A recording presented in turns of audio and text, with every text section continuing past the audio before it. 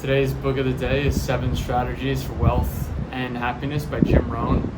And for those of you that have heard of Tony Robbins and the different things that he teaches people about, his first mentor was actually this gentleman, Jim Rohn. So after reading some of Tony's books, I thought it'd be interesting to go to the source of where many of his ideas originally came from.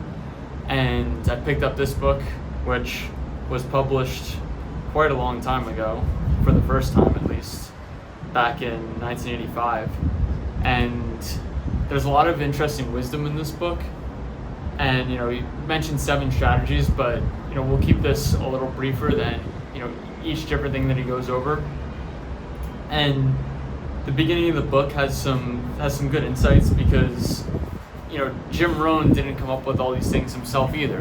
Just like Tony Robbins used Jim to fuel his ideas and to align his purpose in life, Jim Rohn did the same thing with one of his early mentors. And one of the things that this early mentor, Mr. Schoaf, had taught him was the importance of goal setting. And that really formed the basis of Jim Rohn's entire life and the trajectory that he eventually went on, that that took him to the top of the life advice and really being a modern day philosopher. And it was having a goal in mind when you begin.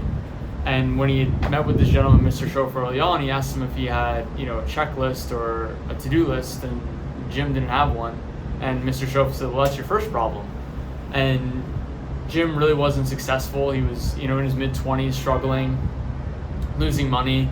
And Earl taught him that one of the most important things in life is to have a checklist, to have a list of goals that you're striving towards, because it's been said before that if you don't know where you're going, you'll probably get there. And kind of a confusing statement, but the point is, if you don't know where you're going, you're not going to end up in a place that's very good. Because if you're in contrast to that, if you're aiming for somewhere that you want to be, and whether it's a person you want to become, a goal you want to achieve, a business you want to start, a job you want to get, the person you want to marry, if you don't know what that person looks like, or what that business looks like, and you're not able to visualize it or even put it down on a piece of paper, it's going to be very hard to turn that into a reality. And one of the things that Jim talks about in this book is how when you put your goals down and you're specific about them, you're basically able to backtrack from those goals and put on the paper and put out into the world the steps that it's going to take to achieve that goal. And oftentimes we say that we want things and we have certain desires, but again, if we're not specific with what we're actually asking of the universe and of ourselves, it becomes very difficult to actually achieve that. And the first chapter starts with 5 different keywords that are really vital for anyone to understand. And one of the most important ones, according to Jim, is discipline. And he says that failure is rarely the result of some isolated event. Rather, it is a consequence of a long list of accumulated little failures, which happen as a result of too little discipline. And we've talked in some of these other books about how failure is a part of life. It's a part of successful people's paths. And a lot of these people don't fail just once, they fail many times. But the important thing is they remain disciplined. So Elon Musk, for example, who we spoke about the other day, he had plenty of failures along the way with his rockets exploding, with setbacks in Tesla's production, with even trying to purchase X.com more recently. But he remained disciplined and he remained focused on the goal in mind. Whether it was to colonize another planet, whether it was to bring renewable energy vehicles to the masses, or whether it was to bring social media into a more open light in public. Elon kept each of those goals in mind when he was going through these failures. So even though if enough failures accumulate, obviously bad things will happen and it's more difficult to reach our goals. But the point is, if you remain disciplined towards what you're striving for, the failures, while they may happen, and not enough of them will accumulate to, blow you off your path. Because if you can maintain focus on what you're actually trying to achieve, the failures will only be a part of your journey rather than the end of it.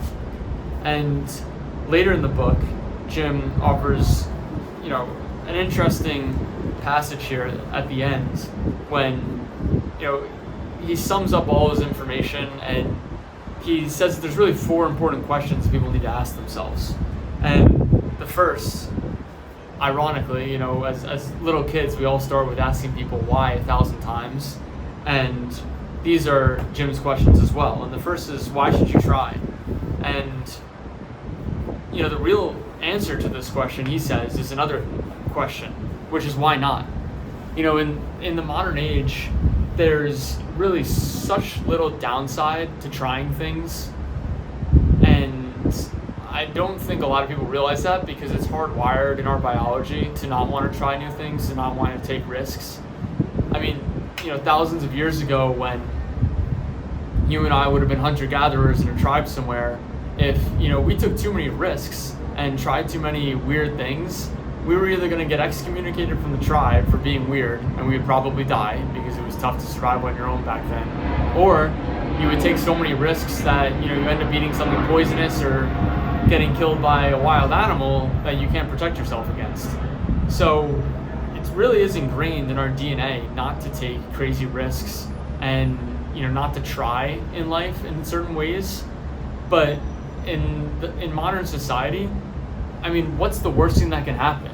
If, you raise a lot of money for a business venture and it doesn't go well, I mean, worst case scenario, you've burned some relationships, but people can always make more money, and you might have to file for bankruptcy, which means you can't get a credit card for a certain period of time, and it will probably be embarrassing, but it's not fatal. And that's the important thing to keep in mind. And while Jim doesn't mention this specifically, it's a framework that I like to use personally, because when I thought of taking risks, whether it's in the stock market, whether it's on buying a business, or investing in myself in some other way, or even investing in relationships, you have to think to yourself, what's the worst thing that can happen? And if you think from that frame of mind from the beginning, you start to realize that the maximum downside in a lot of situations is not so great that it can't be overcome. So with that second question in mind, the third question, Jim says, goes a bit further. And that question you should ask yourself is, why not you? And this is an important one as well, because especially in today's society, we see so many people online that appear to be successful or are successful, whether it's on YouTube, on TikTok, on Instagram, and it messes with our minds in a certain sense, because we haven't seen the things that they went through to achieve what they have, or at least perceived to have achieved. But that doesn't mean we shouldn't try, because the reality of it is, in this day and age, pretty much anyone can be successful, especially in the first world, with how many different things we have access to, our resources. I mean, ChatGPT just recently coming out, it's amazing the capabilities you have with that. You basically have the knowledge of the entire internet and much of world history at your fingertips. So there's really no reason why you shouldn't believe that you're capable of achieving great things, when we've seen the proof that so many other people are able to achieve great things in short periods of time. It isn't productive to not think that you can do the same thing too. And the last question that Jim ends the book with is on the next page, and the last question is, quote, why not now? Why postpone a better future when so much that is wondrous awaits your command? Get at it today. And this is a great one too, because as Benjamin Franklin once said, why put off for tomorrow what you can do today?